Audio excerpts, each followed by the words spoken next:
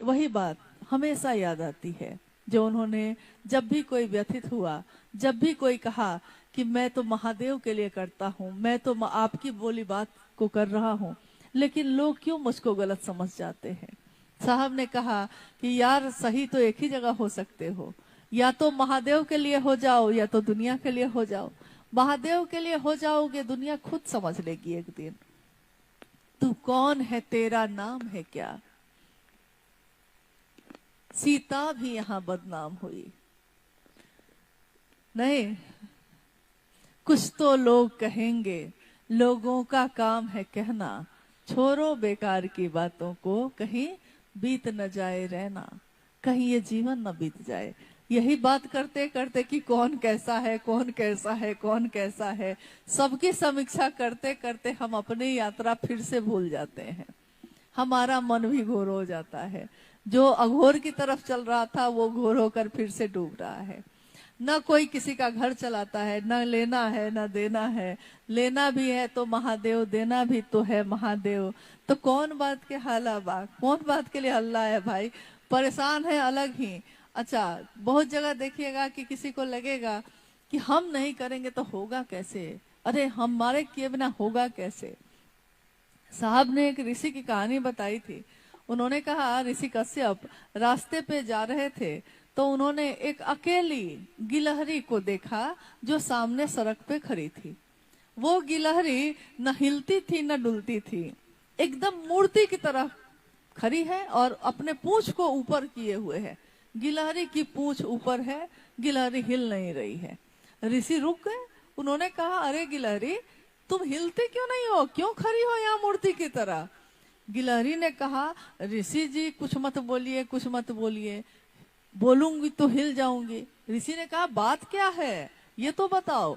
तो उसने कहा कि अगर हिल गई तो ये आसमान तो मेरी पूंछ पे ही तो टिका है, आसमान ही गिर जाएगा। वैसे ही हम में से भी कुछ लोग हैं जो कहते हैं कि मैं ठीक करूंगा, मैं ठीक करूंगा, क्योंकि वो सोचता है कि मुझ में ये बात है कि मैं ठीक कर सकता हूँ। साहब ने कहा कि कुछ टेंशन महादेव को भी लेने दीजिए, महादेव पे भी तो छोड़िए, सारा टेंशन अपने कपार पे क्यों लिए हैं। अरे दुनिया में कम तनाव है, दुनिया में कम दुख है। उस दुख से छुटकारा पाने के लिए महादेव को अपना बनाया, और महादेव को अपना बना के भी अगर मेरा मन आनंदित न हुआ तो हम क्यों कर रहे हैं इस काम को। इससे तो अच्छा है कि अपने घर में अपने बच्चों के साथ रहेंगे, ये ज्यादा बेहतर है। अगर महादेव की बात जगत में करके किसी के बीच हम महादेव को बांट नहीं सकते, इससे बेहतर है कि हम शिव की शिष्यता छोड़ दें, शिव का शिष्य बन के कम से कम इस काम को नहीं करें। क्योंकि हमारी आपकी पहचान जो जगत में है, शिव का शिष्य होने की पहचान। किसी दिन आकाशवाणी में साहब से पूछा गया था, उस समय वो डिप्टी कलेक्टर थे, उनसे पूछा गया, आकाशवाणी आवाज ने पूछा तुम क्या करते हो। साहब के मुख से निकला मैं शिव शिष्य बनाता हूँ। साहब ने कहा कि न जाने क्यों मैंने ये कहा उस समय कि मैं शिव शिष्य बनाता हूँ, क्योंकि मैं उस समय डिप्टी कलेक्टर था। लेकिन मेरे मुंह से ये नहीं निकला कि मैं डिप्टी कलेक्टर हूँ और मैं प्रशासन चलाता हूँ, मेरे मुंह से ये नहीं निकला। आपसे कोई पूछे कि आप क्या करते हैं तो आपके मुंह से निकलेगा कि मैं किसान हूँ, या मेरा व्यापार है, या मैं रेलवे में नौकरी करता हूँ, या मैं मास्टर हूँ। कुछ तो निकलेगा, हम घर संभालते हैं, कुछ तो निकलेगा। यानी जो भाव, जो पहचान आपके मन पे भारी है, आपके मुंह से भी वही निकलेगा। साहब के मन पे क्या भारी था उस दिन।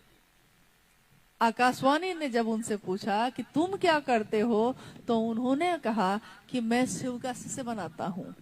और ये बात उन्होंने बाद में कही कि जो आपके मन पे भारी होगा, आपके मुंह से वही निकलेगा। आप कौन हैं?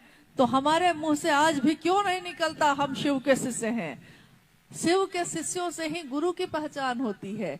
किसी भी गुरु की पहचान उसके शिष्य से होती है। संत की ऊंचाई नहीं नापी जा सकती, लेकिन गुरु की ऊंचाई नापी जाती है। किससे? विद्यार्थी से। कौन मास्टर अच्छा है? मेरा बेटा किससे पढ़ा था तो फर्स्ट क्लास से पास किया था, तो मास्टर की पहचान इससे हुई कि जो पढ़ा उससे वो पढ़ने में एकदम खराब था, लेकिन मास्टर ने ऐसा पढ़ाया उसको कि वो फर्स्ट डिवीजन से पास कर गया। आप दूसरों को भी बताने लगते हैं कि अमुक मास्टर से पढ़ाइए, वो खत्म से खत्म विद्यार्थी को भी फर्स्ट डिवीजन से पास कराएगा। यानी गुरु की पहचान शिष्य से होती है। हम सिर्फ शिष्यों की पहचान से गुरु की पहचान होगी। शिव गुरु हैं, कैसे गुरु हैं? तो हमको आपको देख के ही लोग समझेंगे कि शिव कैसे गुरु हैं। क्या आपका मन शांत हो गया है? क्या आपके घर के तनाव कम हुए? क्या आपकी बोली में जो हमेशा दूसरों के लिए कटु वचन निकलते थे, क्या अब प्रेम की वर्षा होती है? क्या महादेव की तरह आपने अमृत का दान करना सीख लिया है? क्या लोगों ने आपको जहर दिया लेकिन आपने बदले में ये नहीं किया है? क्या लोगों ने आपको चोटें दी हैं लेकिन आपने बदले में चोट नहीं दी है? तब शिव से सता उतर रही है, यानी ऐसा हुआ है। लेकिन अगर शिव की चर्चा करके और घर में आके कोई परेशान है, बेचैन है, उसके मन को शांति ही नहीं है, तो कैसे शिव की बात की हमने? महादेव की बात करके, महादेव की बात सुन के भी अगर हमारा मन शिव के सानिध्य में नहीं जा रहा है, तो इससे ज्यादा बेहतर है कि हम अपने घर में रहें। ये ज्यादा अच्छा है, क्योंकि उतना समय किसी को तो दीजिएगा। लेकिन अगर महादेव के लिए निकले हैं तो ये स्व अनुशासन अपने जीवन में खुद होना चाहिए कि महादेव के लिए निकले हैं, महादेव की बात कर रहे हैं, तो उस चर्चा स्थल पे सिर्फ महादेव की ही चर्चा होनी चाहिए। फिर कोई और विषय वहां पे बोलना ठीक नहीं है, किसी के लिए नहीं। ये नहीं है कि हाँ आप झगड़ा करने लगिए या आप तर्क कीजिए। शिव के से शास्त्रार्थ नहीं करते, शिव के से तर्क नहीं करते, लेकिन आप हाथ जोड़कर उठकर वहां से जा सकते हैं। जहां मेरे महादेव की बात नहीं, अगर यहाँ मेरे महादेव की बात ना होगी तो हम यहाँ क्यों रहेंगे? हम लौट जाएंगे, चले जाएंगे। मेरे महादेव की बात नहीं, मेरे महादेव के काम की परवाह नहीं, उस जगह पे हमको क्यों रहना है? हमको उस गली जाना क्यों है? उसका पता पूछना क्यों है? जिस गली में तेरा घर न हो बालमा, उस गली से तो हमें गुजरना ही नहीं है, गुजरेंगे ही नहीं। क्यों गुजरेंगे? जीवन इतना छोटा है और जगत इतना बड़ा है, काम बहुत है, महादेव से जोड़ना है लोगों को। तो अगर रुकते रह गए, उलझते रह गए, तो इस काम को कर नहीं पाएंगे। कभी सूरत की इसी धरती पे वरेण्य गुरु भ्राता साहब श्री उतरे, और उस दिन उनकी आवाज में अद्भुत क्या था, उस आवाज में क्या बात थी, उस संदेश में। उन्होंने उस दिन कहा था, उस यात्रा में हम लोग उनके साथ आए थे और सामने में साहब बोल रहे हैं, साहब कह रहे हैं मैं सूरत में शिव की सूरत देखना चाहता हूँ, सूरत में शिव की सूरत देखना चाहता हूँ। क्या हमने साहब श्री के इस चाहत को पूरा कर लिया? तभी ना हमारे पास इतना समय है कि हम लोग बहुत सारी दूसरी बात भी करने लगे हैं।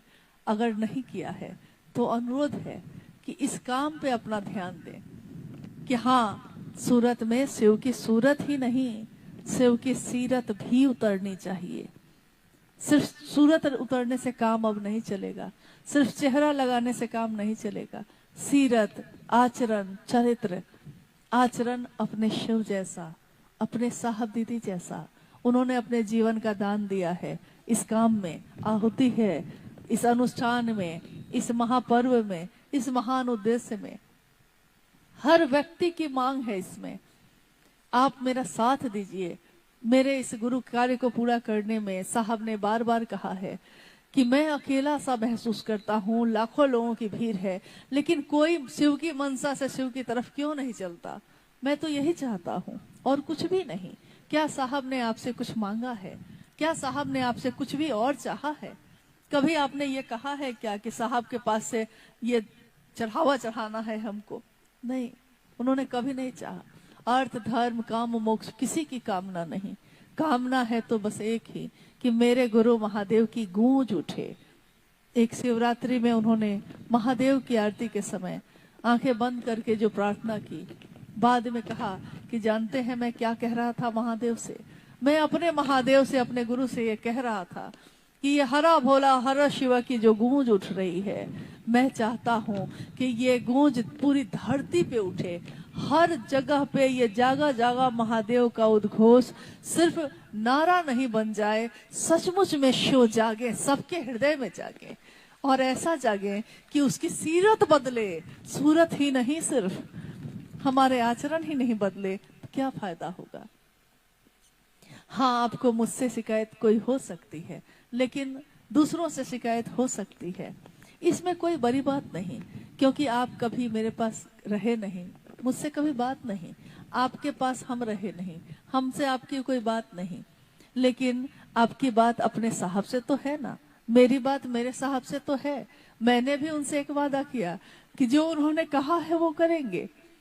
अब दुनिया क्या कहेगी ये हम नहीं जानते,